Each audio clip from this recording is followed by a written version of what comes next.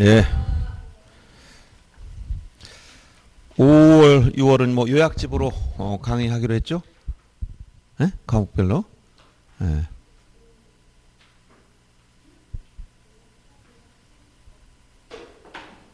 이제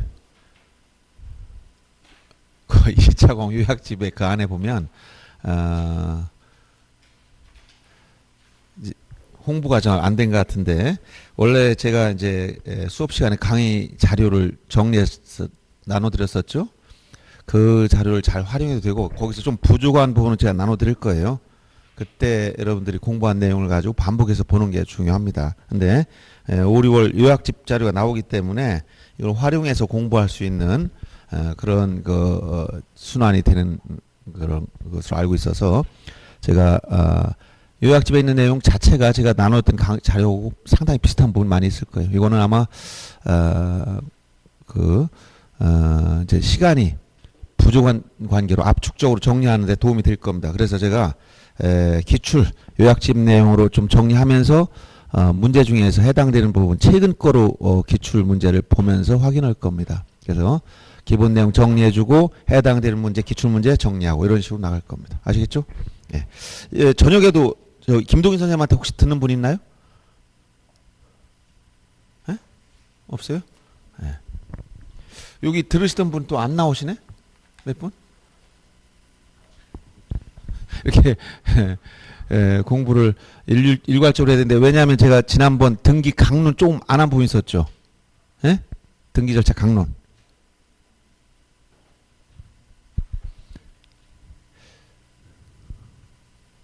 앉으시오. 예. 등기 절차 강론 중에서 이거 좀 남은 부분은 오늘 강의 끝나고 조금 더 보완해서 지난번에 제가 소유권 보존 등기하고 직권행 보존 등기까지 맞추고 남는 부분이 좀 있었을 거예요. 프린트물 나눠준 거 있었죠? 예? 전혀 몰라요? 예, 안 가져왔어? 이따 그러면 이제 마지막 3시간 정도 끝나고 그 보완해 드릴 때 그 아는 부분은 해드리겠습니다. 자, 우선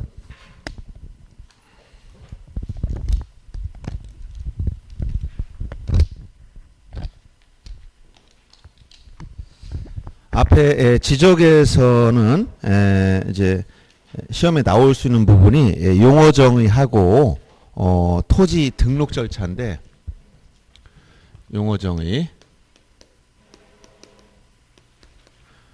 요 앞에 있는 개관 중에서 분류 방법이나 뭐 이런 것들은 그냥 참고로만 알아두는 것이 그렇게 중요하지 않습니다. 출제는 안 돼요. 지문에 용어 정도 한두 개 등장하는 정도니까. 그래서 용어 정의 문제하고 토지 등록,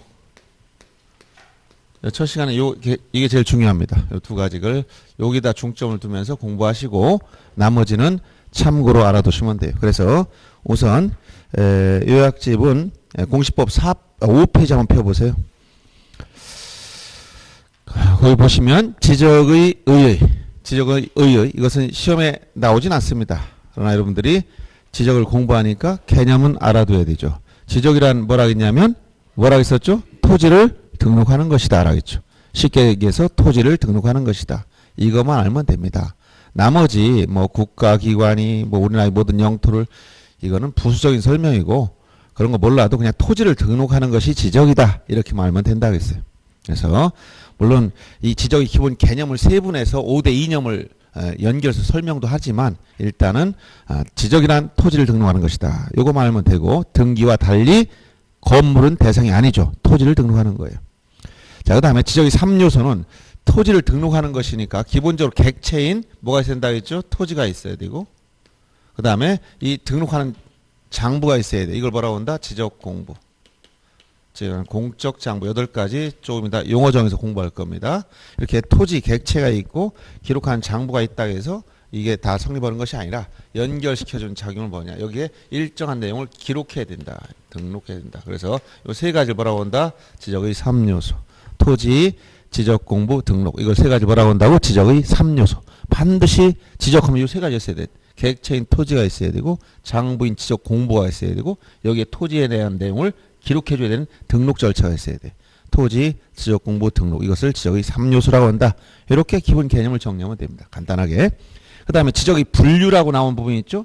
이것은 여러분들이 수업 시간에 잘 설명을 안 했어요. 왜냐하면 중요성은 없어. 그래서 여기서 용어들 몇 개 알아둘 게 있습니다. 우리가 지적을 나눌 때 네 가지 기준이 나와요. 역사적 변천 과정, 즉 발달 과정에 따른 분류. 여러분들 6페이지 넘어가 보세요. 측량 방법, 즉 측량 방법이라는 것은 이것은 경계를 어떻게 등록하냐에 따라서 도해 지적과 수치적이 이렇게 나왔다는 겁니다. 그다음 등록 차원에 따른 분류, 그다음 신청 의무가 있느냐 여부에 따른 분류해서 이렇게 네 가지 기준이 나와요. 그래서 참고로만 알아두면 됩니다. 이것은 그래서 역사적 발달 과정 지적을 역사적 발달 과정별로 보면 최초로 토지를 등록하게 된 계기가 뭐냐? 이것은 국가가 세금을 부과할 목적으로 토지를 등록했다. 그래서 이걸 뭐라고 한다? 세지적, 세지적. 요 세지적이라는 것은 요 세금할 때 세자예요. 과세지적이라고도 합니다. 세금을 부과할 목적으로 과세 목적으로 토지를 등록했다. 이런 내용이고, 요 단계를 지나면 이제 국가가 세금만 부과하는 게 목적이 아니고, 거기 보면 이제 법적 개념이 등장한다는 거예요. 그래서 요 법지적 단계로 등장. 법지적. 요 법지적이라는 것은 이 법이라는 것은 가장 중요한 것은 뭐냐면 소유권이기 때문에 이걸 다른 말로 소유지적이다라고 표현해요. 같은 말입니다. 소유지적. 개인 소유권 인정되기 시작하는 단계에서 법지적 내지 소유지적이 나타나고 요 단계를 지나서 이제 어떤 단계가 되냐면 단순히 세금이나 부과하고 소유권의 한계를 밝혀주는 이럴 목적으로 토지를 등록하는 단계를 지나서 국가가 토지를 종합적으로 관리해준다. 그래서 이게 다목적 지적이라고도 하고 다목적 지적. 여러 가지 목적으로 이용한다. 이것을 통합지적, 거기 보면 여러 가지 표현을 썼죠. 유사지적, 그 다음에 경제지적 이런 표현을 썼습니다. 다목적 지적, 종합지적 이런 걸 표시하는데 이게 오늘날 선진국들에서 쓰는 방법이라는 거예요. 근데 우리는 이 발달 과정별로 볼 때 현재 어디에 있다? 법지적 단계에 있다. 법지적이라는 것은 토지 소유권 한계를 밝히는 게 주된 목적이라는 것이지 이 세금 부과 이거 기준 이것은 무시한다는 게 아니에요. 이것은 여기 다 포함되어 있다. 다 포함되어 있다는 얘기예요. 그래서 법지적 단계에서는 세지적 내용 플러스 법지적 여기까지 들어가 있다 이 얘기입니다. 그래서 우리는 현재 어디에 있다고? 법지적 내지 소유지적 여기에 우리가 수취해 있다는 거예요. 우리나라가 일부 선진국은 이런 요 단계로 가 있다는 것이고. 그 다음에 경계 표시 방법, 즉 측량 방법이라고 했지만 경계를 어떻게 표시하냐. 경계 표시 방법에 따라 이건 측량 방법이라고도 표현한 거예요. 첫째가 이제 도해 지적, 그림으로 그렸다. 도해 지적. 그래서 도해 지적은 경계의 모습을 지적도 임야도에 있는 선으로 경계로 표시한 것이고 그 다음에 수치적, 좌표값으로 표현한 것을 우리가 수치 지적이다 이렇게 표현해. 이걸 다른 말로 경계점 좌표 지적이다 이렇게 표현합니다. 경계점 이 값을 좌표값으로 표시했기 때문에 이렇게 해서 이 두 가지 경계 표시 방법이 있는데 이 숫자 그림으로 그렸느냐 좌표값으로 표시했느냐 이 두 가지가 있는데 이걸 두 가지 다 채택하고 있어요. 도해 지적은 경계의 표시를 그림으로 그렸기 때문에 이해하기 쉽다. 즉 누구나 이해하기가 쉽습니다. 쉽다. 그리고 비용이 저렴하다. 비용이 저렴하다는 장점이 있어요. 그러나 단점 뭐냐? 단점은 정밀도가 떨어져. 이 단점이에요. 그 다음에 도해 지적은 오히려 장점이 뭐냐? 이건 아주 정밀합니다. 정밀도가 높다. 이게 장점인데 단점은 뭐냐? 이것은 난해 일반인들이 봐야 이해할 수 없어요. 숫자값만 표시했다는 거예요. 그 다음에 측량 비용 같은 게 많이 들어. 과다 비용이 들어. 이런 단점이 있다는 거예요. 그래서 이런 장단점이 있어서 이걸 활용하는데 이 두 가지를 다 쓰는 겁니다. 어떻게 쓰느냐? 이걸 기본으로 하는 거예요. 도해 지적을. 이걸 전국적으로 채택하고 있고 전국. 그 다음에 이것은 일부 지역에서 일부 지역. 이 일부 지역이라는 게 어디냐? 도시개발 사업 한 지역. 도시개발 사업 등을 실시한 지역에서 쓰는 거예요, 이게. 그래서 요 전국적으로 도해 지역을 기본으로 하면서 요거로 수치적을 이걸 보완하고 있기 때문에 우리는 도해 지역과 수치적을 모두 사용하되 요 도해 지역을 기본으로 하면서 요거로 이걸 보완하더라 이런 얘기. 이렇게 이해하시면 되겠고. 그다음에 세 번째가 등록 차원에 따를 때 등록 차원. 등록 차원에 따를 때 우리가 보통 2차원이냐 2차원 지적이냐 또는 3차원 지적이냐 여기까지만 언급합니다. 굳이 4차원까지 얘기할 필요 없고 자 우리가 평면을 2차원이라고 그래. 점을 1차원이라고. 그럼 2차원이라는 건 평면이니까 이걸 다른 말로 평면 지적 또는 뭐라고 한다? 수평 지적이라고. 이렇게 표현하는 거야. 이 얘기는 뭐냐면 토지는 굴곡이 있어요, 없어요? 토지. 굴곡이 있지? 그 굴곡이 있는데 이 굴곡 있는 토지를 우리가 지적도 같은 거 보면 이렇게 평면 수평면이란 말이에요. 여기다가 이렇게 굴곡이 있는 이 토지를 반영하려니까 이것을 그릴 때 수평면 값밖에 등록할 수가 없어요. 경계점 위치를 잡아서 저 토지는 이렇게 생겼습니다. 이렇게밖에 안 나와. 즉, 요 입체적인 관계를 표시할 수가 없다는 거예요. 이것을 뭐라고 한다? 평면 지적, 수평 지적, 2차원 지적이라고 그래요. 그래서 우리 현재 우리나라의 지적도 이미 하면 전부 이렇게 그려져 있어요. 입체적으로 안 그려져 있습니다. 근데 3차원 지적은 이건 뭐예요? 공간이라는 거. 3차원은 공간, 4차원은 시간까지 가미되는 거예요. 그래서 이제 우리가 시험용으로 3차원 지적까지 알아두는데 2차원은 축이 평면이 나오려면 축이 2개만 있으면 돼요. 그럼 여기 평면이 나온단 말이에요. 근데 3차원이 되려면 이거 가지고 안 돼요. 뭐가 된다? 입체가 돼야 되니까 공간이 나와야 돼. 그래서 축이 가로 세로 높이가 있단 말이에요. 이렇게 가로 세로 높이가 나와가지고 여기에 토지 굴곡이 다 반영될 수가 있어요. 이렇게 있으면 자 지상 건축물, 지하 시설물이라는 걸 다 표시할 수 있는 이런 걸 3차원 지적이라고 그래요. 그래서 3차원 지적을 다른 말로 입체 지적이다라고도 표현해. 입체 지적이다. 여러분들이 이제 자동차 운전하다 보면 내비게이션에 2차원으로 나온 것도 있고 3D로 나온 것도 있지. 그 같은 개념이에요. 근데 2차원은 이렇게 수평면 값밖에 등록할 수 없지만 3차원에서는 입체 공간이 나오다 보니까 지상 시설물이나 지하 구조물까지 다 등록할 수 있는 이런 지적을 말한다는 거예요. 그래서 현재 우리가 등록 차원에 따를 때 우리나라는 어디에 속해 있다? 2차원 지적. 여기에 있다는 거예요. 그래서 우리 여러분들이 우리가 현재 취하고 있는 게 뭔가를 알면 됩니다. 자, 발달 과정별로 법 지적, 경계 표시 방법, 즉 측량 방법에 따를 때 도해 지적을 기본으로 하면서 수치적으로 보완하니까 이 두 가지 다 채택한 것이며, 그다음에 마지막으로 여기 신청 의무 유무에 따라 신청 의무가 있느냐 없느냐에 따라서 우리가 적극적 지적과 소극적 지적으로 나눠요. 적극적이다. 이 얘기는 적극적 지적, 이것은 자 국민들, 우리 토지 소유자들이 이걸 등록해달라고 신청을 하든 안 하든 간에, 신청하든 안 하든 국가는 무조건 등록해버리는 거예요. 왜? 국가한테 등록 의무가 있기 때문에. 즉 여기서 등록 의무가, 이거 의무 유무 가지고 나오는 거예요.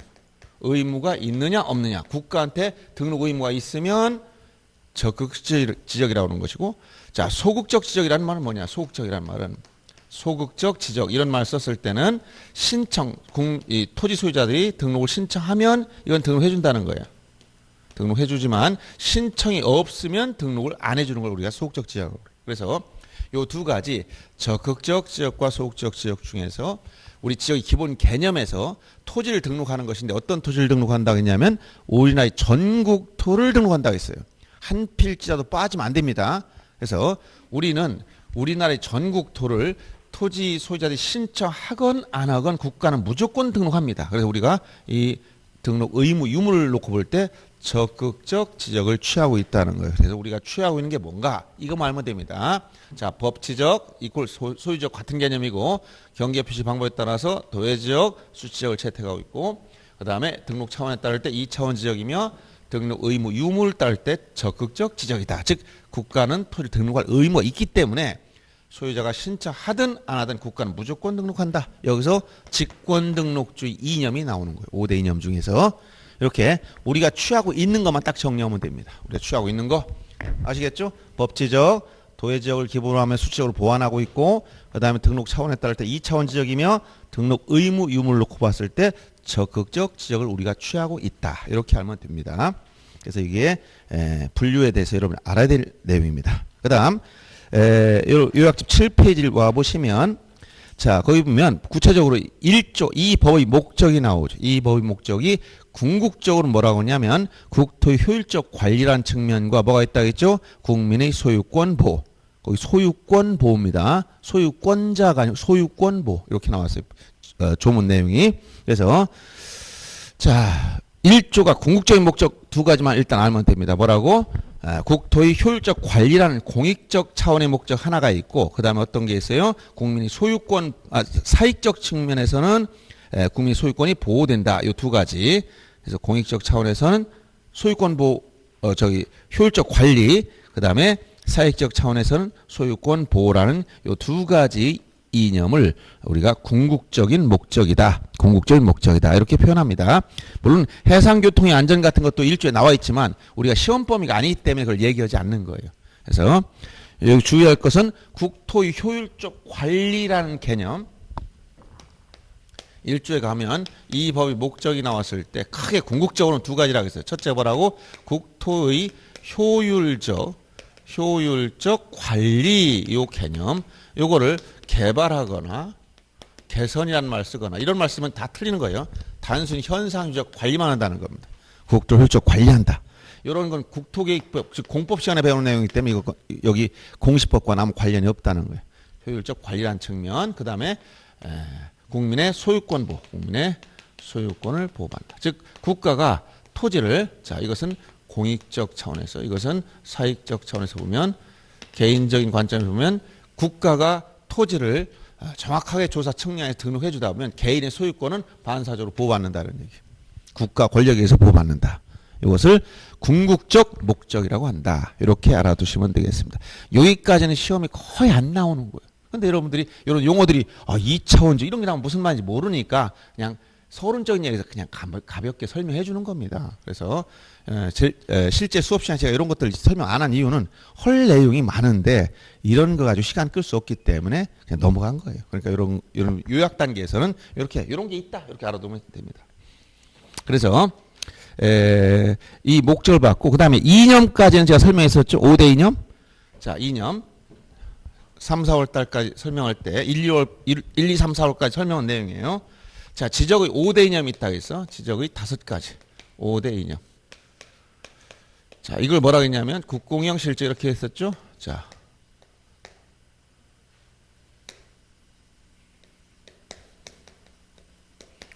이걸 5대 이념이라고 합니다. 자, 이 국이 뭐라고 했어요? 국이 지적 국정주의. 이것은 지적 국정주의. 민정주의가 아니라 국정주의. 토지 등록에 관련된 거. 이 업무는 오로지 누가 한다? 국가만이 가지고 있다. 토지 등록할 수 있는 권한은 국가만이 가지고 있는 거예요. 개인들이 할 수 없습니다. 자, 민정주의가 아니라 국정주의. 그 다음에 토지를 등록할 때 왜 토지 표시를 등록하느냐?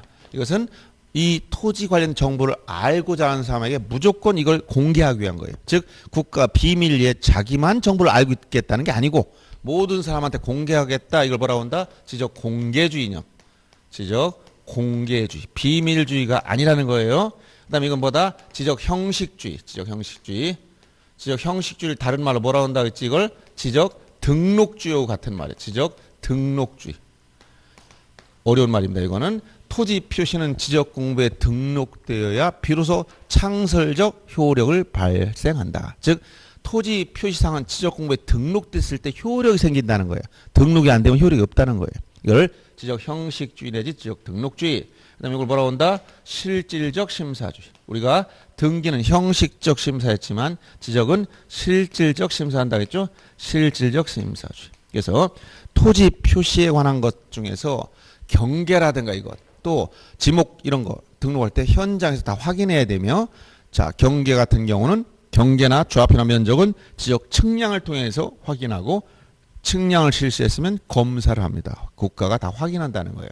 그 다음에 요 마지막 요 직이란 거 뭐라고 했어요? 이것은 직권등록주의. 그래서 직권등록주의 이념이란 것은 자 여기서 아까 등록 의무 유무를 여기 의무를 놓고 봤을 때 적극적 지적을 취하고 있다 했지. 국가는 신청을 하든 안 하든 무조건 등록한다. 그래서 여기서 직권등록주의 이념과 연결된 거예요. 즉 토지 소유자가 등록을 신청 안 해도 국가는 직권으로 등록해버려야 돼요. 토지 표시를. 우리나라 통치권이 미친 전국토를 국가가 등록할 의무가 있기 때문에 그런 거예요. 그래서 요 5가지를 뭐라고 한다? 5대 이념이에요. 5대 5가지 이상. 근데 이 중에서 앞에 3가지 국공영 요까지 뭐라고 한다? 3대 이념. 여기 2가지 실직 붙여가지고 이것을 5대 이념 이렇게 얘기하는 거예요. 알았어요? 자, 지적 국정주의, 지적 공개주의, 지적 형식주의, 실질적 심사주의, 직권등록주의. 알겠죠? 이 국공영 실직 꼭 기억하기 바랍니다. 그러면 여기서 조금 이제 응용하는 문제들이 뭐냐? 응용하는 문제들이 자 이런 문제라 했죠? 토지 필지수, 우리나라 등록된 토지 필지 숫자가 일정한 시점, 여러분 스톡이라는 관점에서 보면 딱 지적 공부에 등록된 거. 여러분들 이제 이 등록이란 말과 등기란 말은 다르다겠지? 이원적 공시 방법을 취하고 있기 때문에 먼저 뭔다? 선등록, 후 등기 절차로 이행된다 했죠? 그래서 토지를 국가 먼저 등록해 놔. 그리고 다음에 등기래. 그래서 토지에 대해서 자, 먼저 등록해야 돼. 어디서? 소관청이. 여러분들 시장군수청장이 토지를 등록해 놓습니다. 지적 공부가 만들어지죠? 이걸 토대로 등기소에 가서 소유권 보존 등기라는 뭐가 만들어져? 등기부가 만들어지지. 그러니까 한 필지 토지에 대해서 지적 공부에 등록해야 되고 등기부에 등기한 절차가 있다는 거예요. 그래서 등록된 토지 필지 숫자와 등기된 토지 필지 숫자는 딱 맞으면 이상적이에요. 그렇죠? 현재 전국에 약 3,500만 필지가 있는데 자, 소관청에 등록된 토지 필지 숫자나 등기된 토지 필지 숫자가 일치하면 좋지만 이것은 일치할 수가 없더라. 왜 맞지 않는 이 갭이 생기는 이유가 자, 소관청에 등록된 토지 필지 숫자와 등기된 토지 필지 숫자 중에서 등기된 게 더 적죠. 약 한 3% 가까이 미등기 토지가 생긴다. 생긴 이유가 왜 그러냐? 요 지적, 요게 지적 과정, 지적과 이 등기로 나눴을 때 지적에서는 어떤 이념이냐? 5대 이념 중 뭐라고 여기 직권 등록주 이념에 의해서 전국 토는 한 필지도 빠짐없이 등록해야 돼, 국가가. 그러나 등기법의 기본 원리가 뭐냐? 등기법 밑에 뭐가 있다 그랬지? 배후에 민법이 있다 그랬지? 민법의 기본 원리가 뭐라고 해서 사적 자치야. 민법의 기본 원리가 뭐라고? 사적 자치. 여러분 계약하고 않고는 국가 강요합니까? 여러분 마음대로 합니까? 내가 사고 싶으면 사고 싫으면 안 사는 거야. 그러니까 등기도 하고 싶으면 하고 싫으면 안 하면 그만이야. 그러니까 요 등기에 오면 등기법 기본 원리 뭐야? 신청주의가 적용된다. 신청주의. 여긴 뭐야? 지적은 국가 강제로 등록해버려. 그러나 여기는 강제로 등기하는 게 아니야. 그러니까 이런 문제 때문에 뭐예요? 요 차이에서 요 필지 숫자의 차이가 난다. 이런 것들을 5대 이념과 연결시켜서 공부하면 된다는 겁니다.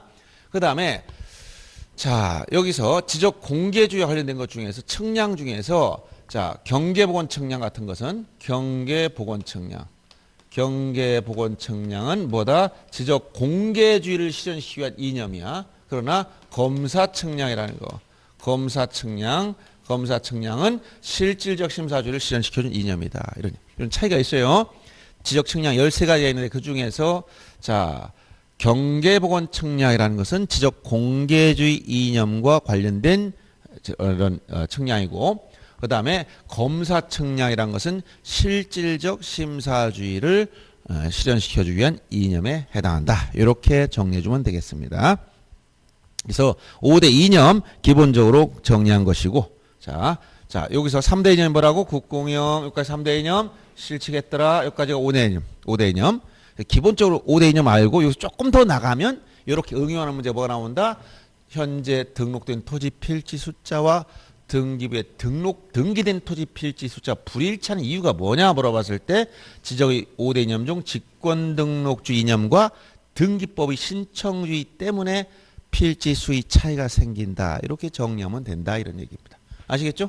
이렇게 정리하고 그 다음에 거기 지적과 등기 특성 비교한 거 여러 가지가 있는데 이것은 우리가 맨 처음에 제가 설명한 거 있을 거예요. 그게 굉장히 중요한 내용입니다. 즉 이원적 공시 방법이라고 했을 때 이걸 다시 한번 중요한 거니까 다시 설명해 드립니다. 자, 어떤 토지가 있을 때 이 토지 이것을 공시한 방법이 첫째 뭐였어요? 소관청에 가면 즉 소관청이란 건 시장군수청장인데 이건 행정부 소속이에요. 행정부 소속에 가면 소관청인 시장군수청장이 뭘 한다? 지적 공부 중에 대표적으로 대장을 만들어서 지적 공부를 만들어서 요 대장에 요 토지 관련된 내용 중에서 일정 내용을 기록하는데 먼저 토지 표시상 이걸 뭐라 했지? 사실관계. 즉 토지 표시가 뭐라 했어? 토지 표시 6가지가 있다 했지? 이 토지 표시 있다. 좀 이따 용어적에서 다시 한번 확인할 겁니다. 어떤 거? 소재. 그 다음에 지번. 예를 들어서 세종특별자치시 종촌동 이게 소재야. 종촌동에 수많은 토지가 있어. 몇 번째냐? 지번이 나와. 10번지다. 이런 거. 이건 이제 주소와 다른 표현이 있지, 주소. 그럼 주소를 물어보면 거꾸로 지번 얘기할 때도 있고 주소 얘기할 때 엉터리로 왔다 갔다 합니다. 지금도. 무슨 길 몇 번지 뭐 이렇게 얘기하면서 이게 지번으로 착각하고 있어요. 지번과 주소는 완전히 다른 거예요. 그러니까 똑같은 이 땅이라도 여기 사람이 살고 있으면 주소가 부여될 수 있지. 근데 주소가 뭘 쓴다? 지금 현재 도로명 주소를 쓰기 때문에 종래 집원 주소를 쓸 땐 똑같았어요. 집원이 나오면 거기에 사는 사람이 주소가 나왔어. 근데 지금은 2014년부터 완전 도로명 주소로 바뀌었기 때문에 집원도 나오고 뭐가 있어? 건물 있으면 도로명 주소가 또 나와. 그럼 여러분들이 제일 찾기 죄송합니다. 위치를 찾기 좋은 건 집원만 하면 끝납니다. 우리 요즘에 그 내비게이션에 집원을 딱 입력하면 그대로 위치가 딱 그 자리에 떠요. 그 집원 찾기가 제일 편한 건데 도로명 주소는 여러 가지 아주 복잡해가지고 검색하는데 어려움이 있을 수 있지만 스마트폰 어플 같은 데는 다 집원 주소로 그대로 환원시켜서 가르쳐주는 게 있기 때문에 위치를 한눈에 볼 수 어디쯤에 있다.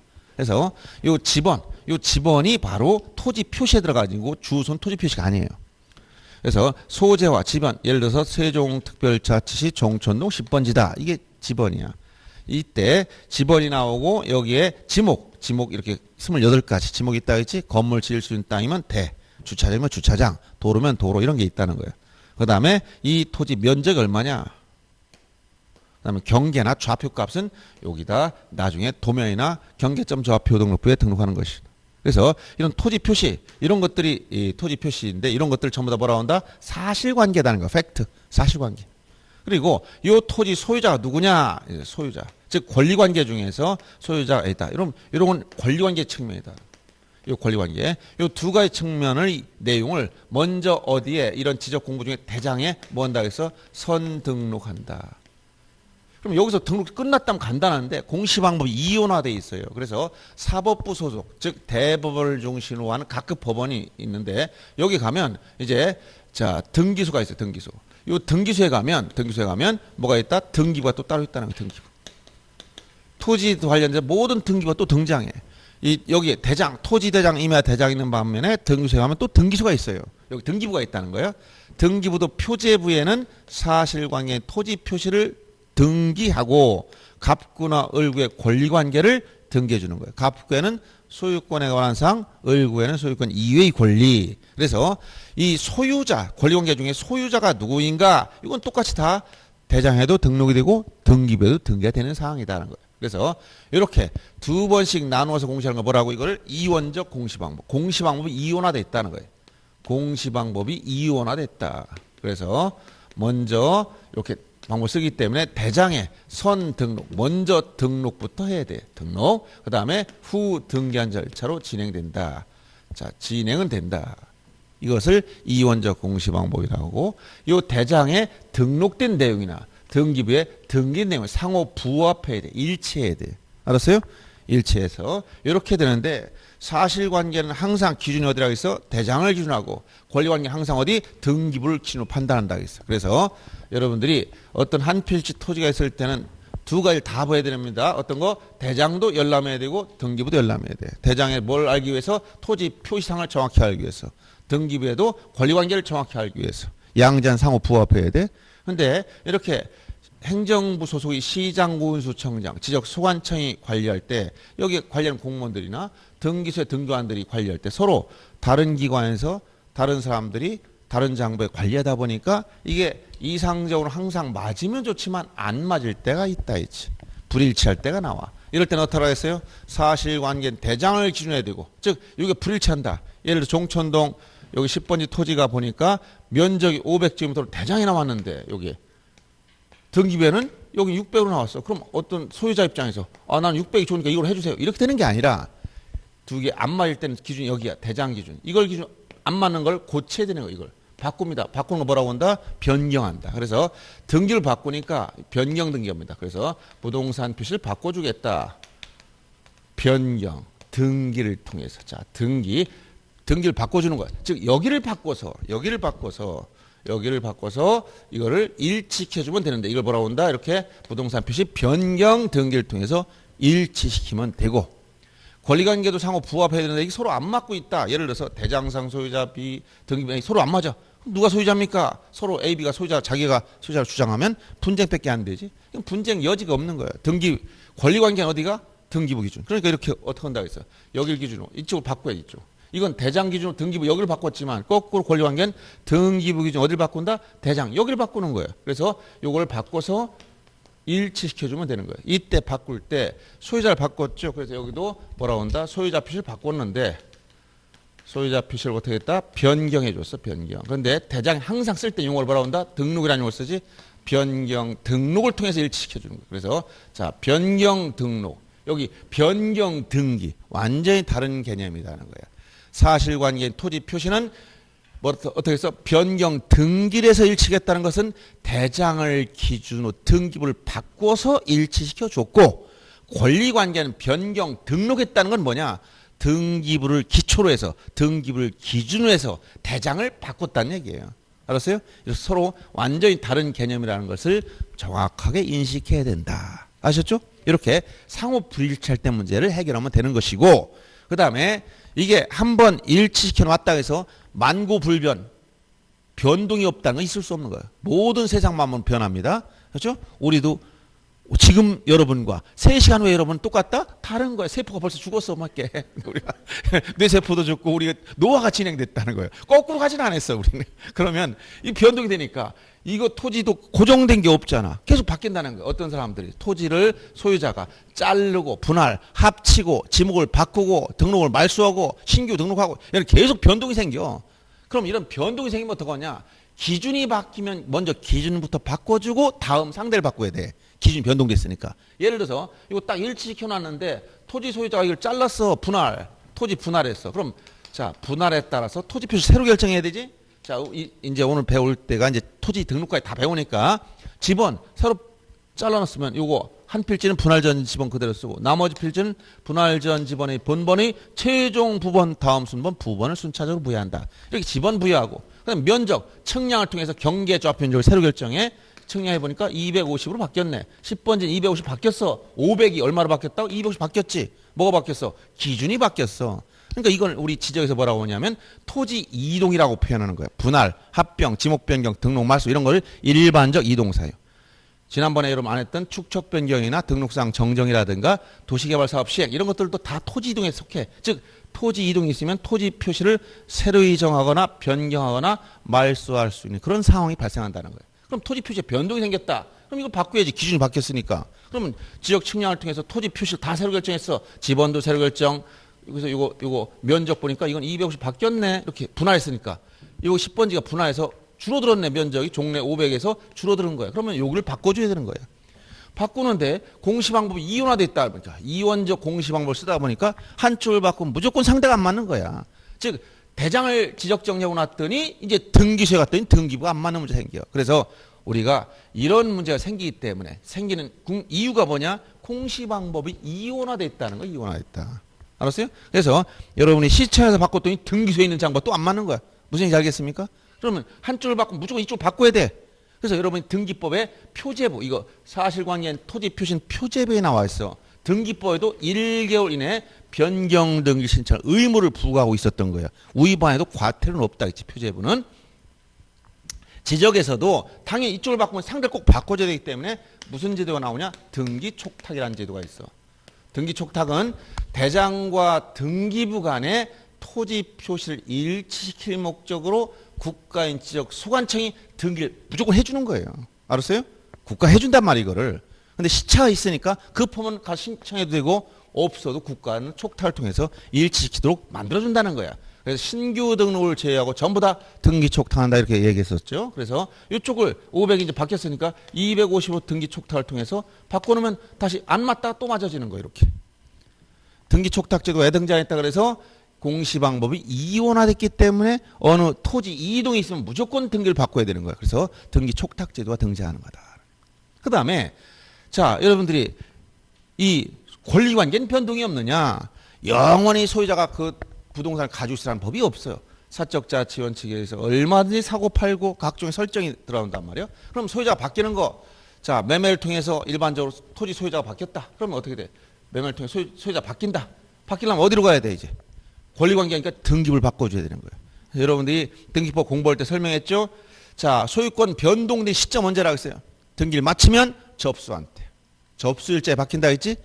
즉 계약일자도 아니고 잔금 준 날짜도 아니고 등기를 다 끝내고 나면 마치면 어떤 날짜에? 접수한 날짜에 소유권 변동이 생기는 거예요. 6조 2항에 보면 등기법에. 그럼 먼저 소유자를 바꾸려면 어디로 가야 돼?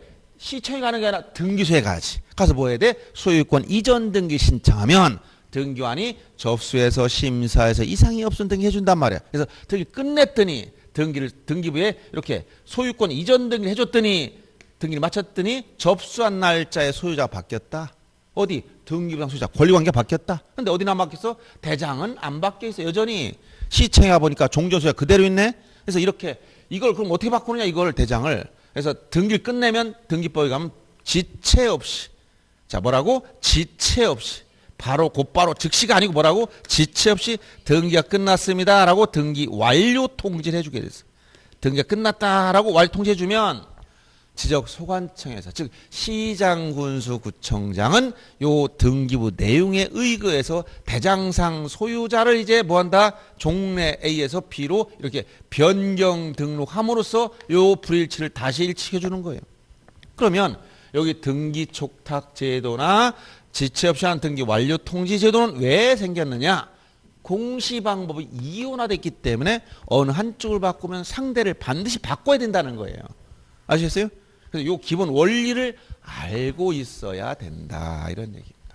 그래서 여기 등록한 절차를 규정한 법보다 여러분 지금부터 공부하는 공간정보의 구축 및 관리에 관한 법률 즉 지적법이 하는 일이고 요 등기한 절차를 규정하는 법보다 부동산 등기법이기 때문에 요 두 가지 묶어서 부동산 공시에 관한 법령이다. 그래서 지금 배우는 거라고 얘기해요.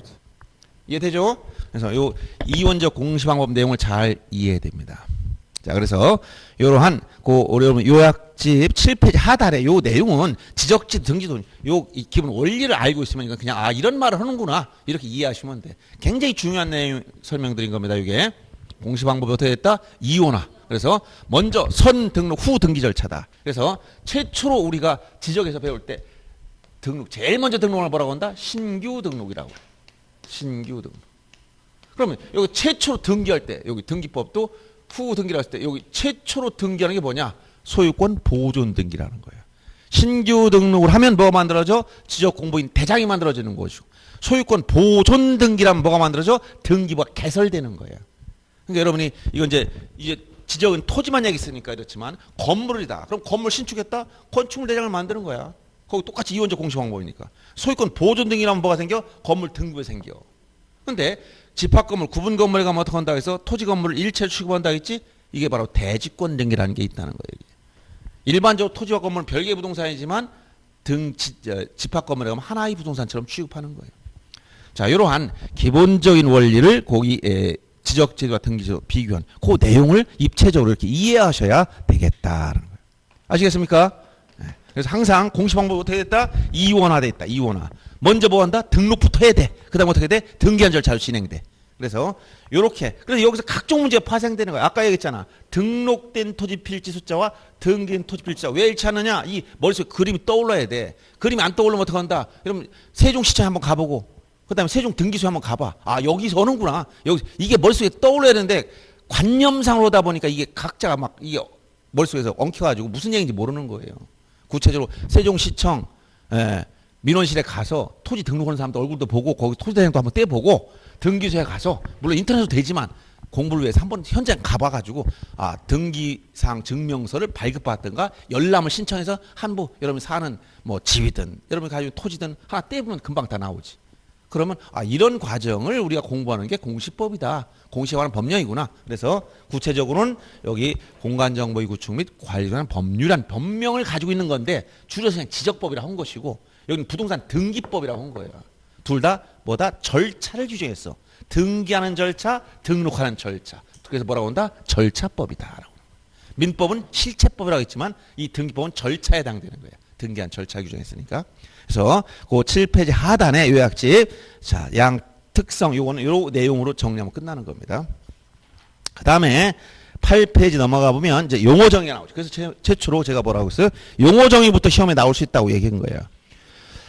자, 지적 소관청 이건 이제 지적을 공부하면 반드시 알아야 되는 거죠. 소관청이란 간단히 줄여서 뭐라 했죠? 시장군수 구청장을 말한다. 지적 소관청이 뭐냐라고 했을 때 이건 뭐라고 했어요? 이것은 시장 군수 구청장을 의미하는데 이 시장 군수 구청장 국가기관의 자격이다는 거야. 국가기관. 왜 그렇다? 토지는 국가가 등록해야 되니까 지방자치단체장이 아니야, 이 사람들은. 즉, 이 시장 군수청장 두 가지 업무를 가지고 있어요. 즉, 국가기관으로서의 역할도 하고 지방자치단체장 역할도 하는 거야. 지방자치단체의 경우는. 근데 우리가 지적소관청이라는 말 썼을 때는 국가기관의 자격에서 국가가 해야 될 토지 등록 업무를 기관 위임받아서 처리해주는 국가기관의 역할을 한다는 거야. 언제? 토지를 등록할 때만큼은. 세종시장도 여기 시장, 이건 특별자치시장 다 포함되죠. 요 밑에 뭐가 없어야 돼? 구가 없는 시장이다, 이런 얘기야. 그러면 제주시장 뭐냐? 역시 구가 없으니까 행정시장도 포함된다 그래서 시장이란 타이틀만 있으면 밑에 구만 없으면 그 사람이 뭐가 된다? 소관청이란 얘기야. 쉽게 이해하면. 여기 말이 어려워서 그렇게 쉽게 설명한 거야. 소관청이란 지적공부를 관련 특별자치시장 가로 안에 보면 아주 복잡한 말이 나와요. 행정시장 포함되고 자치구가 아닌 구를 두는 시시장은 제외한다. 즉 이게 뭐야? 구가 없는 시시장이라는 거야. 알았어요? 그러면 천안시장은 소관청입니까? 물어봤더니 시장 천안에 가보니까 구가 있네. 서북구 동남구 구가 있어. 소관청이 될 수가 없어. 구청장 있으면 이쪽 넘어가는 거야. 알았어요? 구청장. 이 구청장은 자치구청장이든 즉 자치구청장이라는 것은 지방자치단체로서 선거를 통해서 우리가 선출한 구청장을 말하고 행정구청장 임명받은 이것은 50만 이상의 대도시에서 행정구가 설치되죠. 행정구청장은 이건 선출된 안 된 게 아니고 지방자치단체가 아닌 어떤 행정상 목적으로 인구가 불어나다 보니까 나누는 거예요. 그래서 어떤 것이든 자치구청장이든 행정구청장이든 구청장이기만 하면 무조건 소관청이 되는 거야. 알았어요? 그래서 천안시 서북구청장 행정구청장이면 소관청이야. 근데 천안시장은 안 돼. 왜? 구가 있으니까. 구가 없는 시시장이라 했잖아. 구가 있으면 구청장이 소관청이 되는 거야. 제주시장, 서귀포시장 뭐야? 행정시장이지만 시장의 타이틀이 붙어 있으니까 소관청이 되는 거예요. 알았어요? 공주시장 밑에 구가 없으니까 당연히 공주시장 뭐야? 소관청. 대전시장 구가 엄청나게 많지? 거기도 5개 된단 말이야. 그러면 뭐예요? 이쪽에 구청장이 소관청이 돼버리는 거예요. 그래서 이 구청장이라는 개념, 자 국가기관의 위치에 있다 해서 지방자치단체장이 아니야. 이 사람들은 국가 사무를 위임받아 처리해주는 사람들입니다. 그래서 시장, 군수, 청장 이 개념만 정확하게 알고 있으면 되겠다는 거예요. 그 다음에 토지 표시 6가지 무조건 암기해야 된다 했지? 그래서 토지 표시, 소재, 지번, 지목, 경계, 좌표, 면적 이 6가지 달달달 암기해야 돼. 토지 표시 몇 가지? 6가지. 소재, 지번, 지목, 경계, 좌표, 면적. 요 자동 나와야 돼요. 토지 표시 6가지가 있다 했어. 굳이 모르는 가지수라도 물어보면 그것도 모른다면 안 돼요. 6가지. 뭔지 한번 생각해봐. 소재, 지번, 지목, 경계, 좌표, 면적. 6가지 꼭 기억해야 됩니다. 그 다음 필지는 토지를 등록하는 기본 단위를 우리가 필지라고 하고 우리가 획지와 구별된다라고 표현합니다. 필지 이건 법률상 개념이야. 토지를 등록하는 법률상 개념. 인위적으로 나눈 거예요. 인위적으로. 자연적인 단위가 아니야. 인위적으로 나눈 거예요. 필지. 그 다음에 지번은 필지에 등록한 번호. 이 지번은 필지마다 여기 지번 토지마다 알아야 숫자 하나씩 붙였다 했지. 이걸 지번이라고 그래. 지번. 아무리 도로명 주소를 쓰든 어떤 주소 방법을 쓰더라도 지번은 살아있는 겁니다. 도로명 주소는 그 지상에 건물이 있으면 도로명 주소가 부여돼요. 근데 토지에 건물이 없는 토지 있어 없어? 엄청나게 많지. 그럼 뭐 있어? 주소는 없지만 지번은 있는 거예요. 전국 모든 토지 뭐가 있다? 지번은 있어. 자, 모든 토지에 주소는 없어. 주소는 사람이 거주해 주소 표기 방법을 써야 되기 때문에 건물이 있어야 주소가 나오는 거예요. 그렇게 이해하시면 되겠습니다. 그 다음에 지번 부여 지역, 지번은 단위적으로 어디다? 동이나 리, 이에 준하는 지역, 동리. 이거 기본이다는 거예요. 즉 지번은 동리 단위로 부여한다. 동이 바뀌면 지번이 바뀌는 거예요. 같은 동 안에 똑같은 지번이 2개 이상 있을 수 없습니다. 예를 들어서 종촌동이다. 그럼 이쪽에 토지에 지번을 붙일 때 1, 2, 3 이런 식으로 지번을 붙여서 500에서 끝났어. 그럼 옆에 동을 넘어갔어. 옆에 동 무슨 동이 있어요 또? 여기.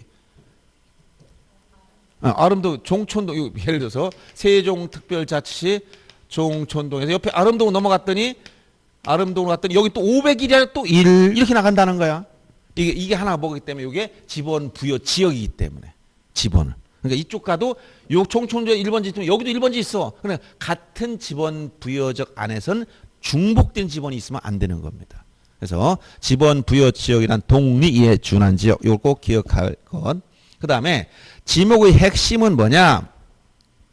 토지를 주된 용도, 즉 어떤 토지가 있을 때 어떤 용도 쓰느냐를 가지고 나누는 거예요. 어떤 용도? 주된 용도. 왜 그러냐? 한 필지가 여러 가지 쓰일 때는 그중에 가장 중심적인 게 뭐냐 따지는 거예요. 이렇게 이 토지가 있다. 어떤 용도로 이용하느냐? 집을 짓고 살고 있다. 전원주택. 그럼 뭐야? 집을 짓으나 대락했더니 여기 또 텃밭을 막고 나서 이건 전이라고 있고 여기 과수를 심어놔서 감나무 사과나무 막 심어서 과수원이냐? 이렇게 막 여러 가지 용도가 사용되면 안 되지? 그러니까 한 필지를 어떤 용도 사용하는데 그중에 뭐다? 가장 주된 용도가 뭐냐? 이걸 가지고 나왔다는 거예요. 알았어요? 주된 뭐에 따라서? 용도에 따라서 용도 토양의 성분이나 집 표면의 형태가 아니고 뭐라고? 용도에 따라서 용도. 기준이 용도지목주의를 취하겠다는 걸 알아주면 됩니다. 용도지목주의. 용도를 가지고 지목을 분류하는 거야. 용도를 가지고. 요걸 꼭 기억해야 되며. 그 다음에 경계점이란, 자, 이건 이제 두 가지를 잘 비교해야 됩니다. 경계점과 경계, 밀접한 관련이 있는 거야. 토지를 등록하려면 아까 2차원 지어라 했죠. 즉, 집 토지가 이렇게 굴곡이 있지만 굴곡이 있어도 이걸 등록할 때 어떻게 한다? 경계점의 값만 이렇게 연결해서 이렇게 연결, 이렇게 생긴 땅이다. 도면에 보면, 자, 지적도나 임야도 도면은 실제 토지를 여기다 그린 거예요. 어떻게? 그냥 못 그리지? 줄여야 돼. 왜? 땅만 저기가 없다겠지? 1000분의 1이나 이렇게 줄였단 말이야. 이걸 뭐라고 한다? 축척. 지적에서 쓰는 축척은 총 7가지가 있어요. 500분의 1부터 6000분의 1까지가 있는데, 자, 1000분의 1을 줄였다면 실제의 거리를 도면상 줄인 비율을 말하는 거야. 그러면 저 토지 이렇게 생겼어. 이건 수평면 값에 등록이 안 돼. 이때 요 꺾인 점들을 뭐라고 하냐? 요걸 경계점이라고. 경계점. 요 경계점 몇 개 있어? 이런 토지라면 4개의 경계점이 있지? 경계점 간을 직선으로 연결한 선을 이걸 경계라고 그래. 그럼 경계점 뭐냐? 경계가 다 꺾인 굴곡점이야 이거. 이건 꺾이다 굴곡점. 알았어요? 그래서 경계점 하면은 자 필지를 구획한 선 이게 경계인데 경계의 굴곡점이다.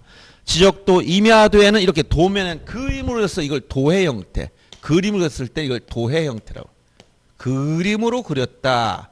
어떤 이상적인 그림이 아니고 이렇게 선만 그어놨어요. 그림으로 눈에 보이게 그림을 그렸다. 이걸 도해 형태라고 그러고 경계점 좌표 등변 좌표 형태. 예를 들어서 요 1번점, 2번점, 뭐 3번점, 4번점 이 점의 값 1번, 2번, 3번, 4번의 요 값을 x좌표, y좌표에서 숫자로 표시한다. 숫자로 이렇게 숫자로 8자 숫자 나열하는 거야.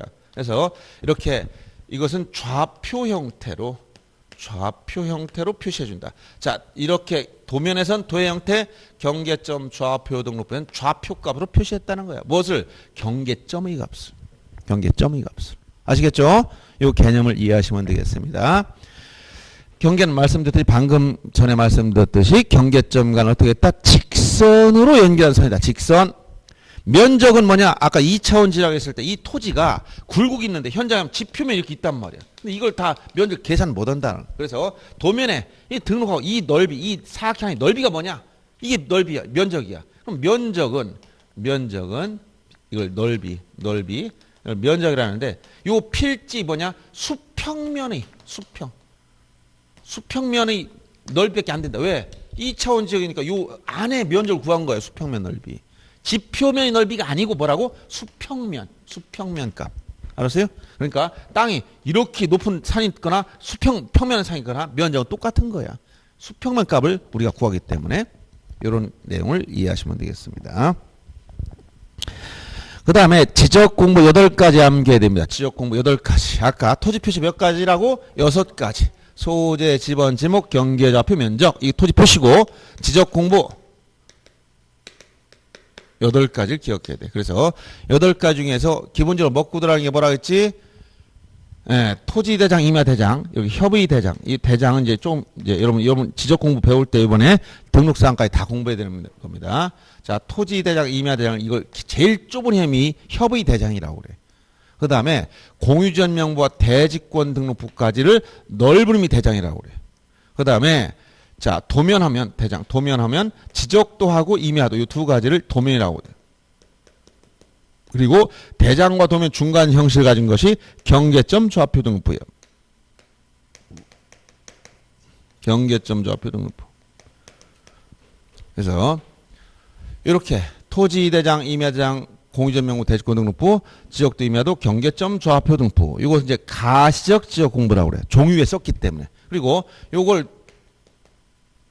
전산화시킨 거. 이걸 불가시적.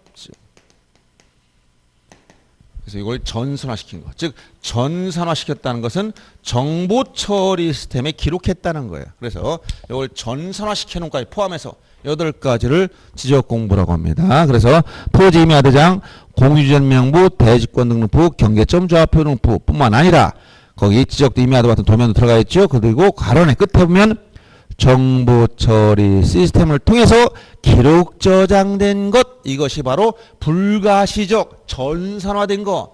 가시적 눈으로 보인다. 이 가시란 건 눈으로 보인다는 거야. 눈으로 보인다. 왜 눈으로 보이냐? 종이 위에 써서. 불가시적 눈으로 보이지 않아. 왜 안 보이느냐? 컴퓨터에 저장됐으니까. 화면을 보기 전에 안 보여. 알았어요? 그래서 8가지를 지적 공부다. 토지 임야대장, 지역도 임야도 이 4가지 먹고 들어왔고, 그 다음에 경계점 좌표 등 전산화된 정보 처리 시스템에 기록 저장된 것까지 포함해서 8가지를 뭐라고 한다? 지적 공부라고 그래. 그래서 여기에 나열되지 않은 건 지적 공부 아닙니다. 8가지만을 지적 공부라고 그래. 등기부 지적 공부입니까? 지상경계점 등록부 지적 공부예요? 여기 지상경계점 등록부 없지? 예, 그런 거 조심해야 됩니다. 그 다음에 연속 지적도란 말도 주의해야 됩니다. 이것은 일반 지적도와 다른 거예요. 지적도는 지적 측량을 통해 만드는 거예요. 이거 지적도나 임야도 측량해야 돼. 근데 연속 지적도는 자 뭐라고 나왔어요? 지적 측량하지 않고 이미 전산화된 지적도 임야도 파일을 이용해서 경계점들 연결해 놓은 거야. 이걸 연속 지적도다. 그리고 이건 측량에 활용할 수가 없다. 연속 지적도란 말이야 2가지. 측량하지 않고 만들었고 지역 측량에 활용할 수가 없다. 이걸 꼭 기억해야 됩니다. 측량하지 않고 만들었으며 지역 측량할 때 활용할 수가 없어. 이걸 연속 지적도라고 그래요. 그 다음 부동산 종합 공부. 이것은 4가지 여기 등록된 사항을 주의해야 됩니다. 토지 표시와 소유자에 관한 사항, 건축물 표시와 소유자에 관한 사항, 토지 이용 규제에 관한 사항, 부동산 가격에 관한 사항 등이라고 표현했죠. 그래서 용어 정에서는 여기 4가지가 들어가 있지만, 즉 여기에 토지 표시와 소유자, 건축물 표시와 소유자, 토지 이용 규제, 부동산 가격 여기까지. 그 다음에 구체로 들어가면 이 사항 등이라고 했을 때 이 등은 뭐냐? 권리관계, 권리, 부동산 권리까지 포함되는 거예요. 용어정에서 이 4가지를 언급하고 있어요. 이것을 부동산 종합공부다라고 표현합니다. 그 다음 토지이동, 굉장히 중요한 용어라고 했지. 토지이동 뭐라고? 토지 표시를 새로이 정하거나 변경하거나 말소하는 겁니다. 다시 뭐라고? 토지 표시를 핵심이야. 이거 토지이동 별표 해놓아야 되는 건데 굵은 글자가 안 돼 있네. 토지이동이란 토지 표시 6가지 생각나야지. 어떤 거? 소재, 지번, 지목, 경계자, 표현적. 이 6가지 토지 표시를 어떻게 한다고? 새로이 정하거나 변경하거나 말소하는 것을 말해. 이 3가지 다 언급해야 돼. 용어정에서 토지 이동이란 토지를 변경하는 것입니다. 하면 틀려. 새로이 정하거나 변경하거나 말소하는 것. 또 토지 표시가 아닌 것을 새로 정했다. 이건 토지 이동이 아니야. 토지 표시 6가지가 뭐라고? 소재, 지번, 지목, 경계, 좌표, 면적인데 소유자 주소를 변경했다. 토지 이동입니까? 아니지. 토지 표시가 아니잖아. 그 다음 공시지가를 변경했다. 토지 이동이에요?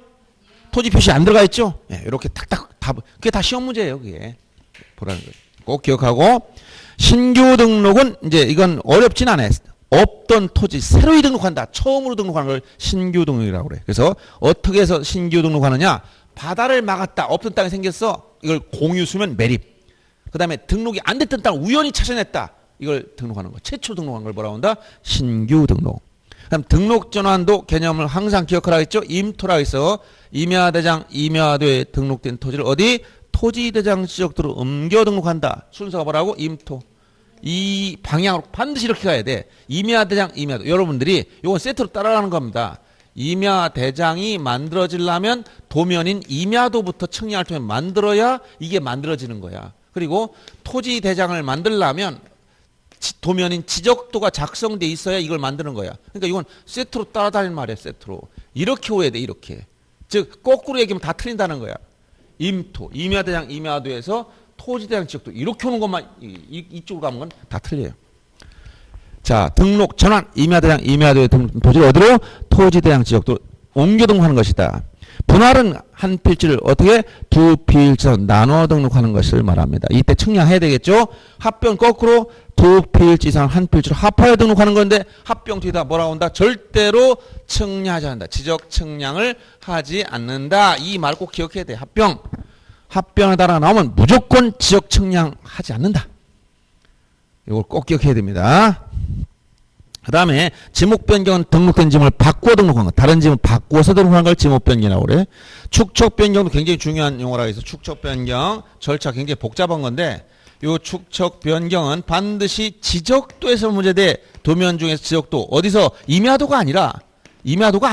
지적도에서. 그래서 이걸 도면에서 해도 틀려. 도면 중에 지적도 임야도 다 포함되니까 지적도에서만 지적도에서 경계점의 정밀도를 높일 목적으로 작은 축척을 큰 축척으로 바꿔 등록하는 거야. 이렇게 축척은 줄인 비율이잖아. 그럼 작다는 건 예를 들어서 1000분의 1을 500분의 1로 바꿨다. 이게 바로 작은 축척을 큰 축으로 바꾼 거예요. 작은 축척을 큰 축. 이것 거꾸로 가면 다 틀려요. 이렇게 거꾸로 가면 큰 축척을 작은 축척 하면 다 틀려. 그래서 작은 축척, 큰 축척 이 순서로 가야 돼. 어디서? 지적도에서만. 임야도는 안 돼. 지적도에서만. 이게 핵심적인 단어예요. 그 다음에 지적 측량은 두 가지 용어 주의해야 돼. 토지를 지적 공부에 어떻게 한다? 등록한다는 표현이 나와야 되고 지적 공부에 등록된 경계점을 지상에 복원시킨다는 표현이 나와야 돼. 등록하거나 복원하기 위해서 각 필지의 경계 조합표 면적을 정하는 측량을 우리가 지적 측량이라고 합니다. 그래서 지적 측량은 토지를 등록하기 위해서 지상에 또는 복원시킬 목적으로 하는 측량을 말한다.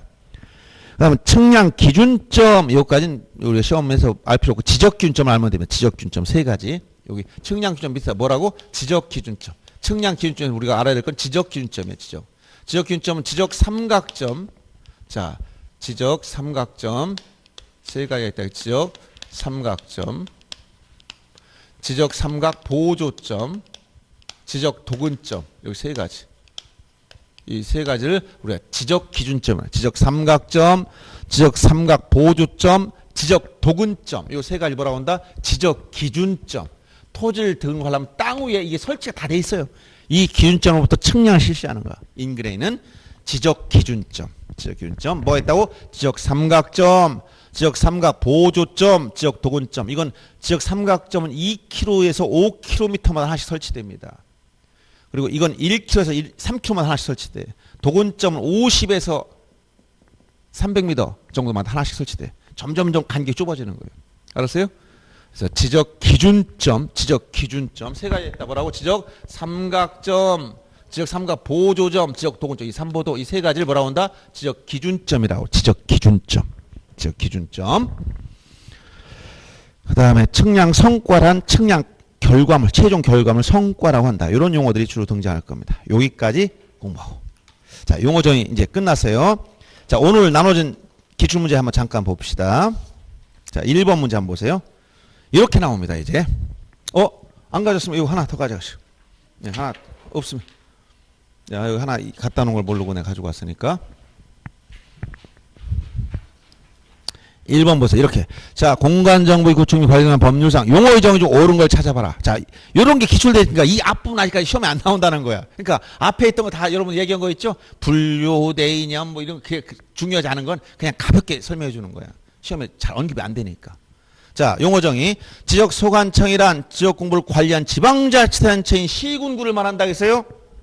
국가기관으로서 뭐라고? 시장, 군수, 구청장이라고 했지. 지방자치단체가 아니에요. 또 지방자치단체 장도 아니야. 뭐라고? 국가기관이라고 했죠. 국가기관. 문제 풀면서 여러분 다 응용 지금 금방 본 걸 응용해보라는 말이에요. 이렇게. 강조를 둔 점이 뭐 때문에 강조했는가를 알아야 된다는 얘기야. 그 다음 지목이란 토지 주된 형상에 따른다 해서 주된 용도에 따른다. 주된 용도에 따라서 구분해서 등록하는 것을 우리가 지목이라 했고, 축척 변경이란, 여기 축척 변경이 어디서? 지적도에서 경계점이 정밀도를 높일 목적으로 작은 축척을 큰 축척으로 순서가 이렇게 가야 되지. 맞는 거예요. 그래서 그 다음에 토지 표시라면 지적 공부에 토지 소재 지번 소유자가 들어갑니까? 이거는 권리관계자 빠지야지. 소재 지번 지목 경계좌표 면적 6가지나 있잖아. 그 다음에 면적이란 지적 공부 동안 필지 지표면의 넓이가 아니라 뭐라고 해서 수평면 넓이라고 있지. 지표면이 아니고. 여러분 깜빡하면 넘어가는 거야. 그러니까 주의하라고 얘기하는 거야. 이게 쉬운 듯 하면서 시험 문제 보면 다 틀려 여러분들. 왜? 그럴듯한 거 보니까 넘어간단 말이야. 그러니까 허라는 대로 정확하게 하면 그냥 답이 다 보이는 거예요. 아셨죠? 여기까지 지금 공부했네. 좀 쉬었다 하겠습니다.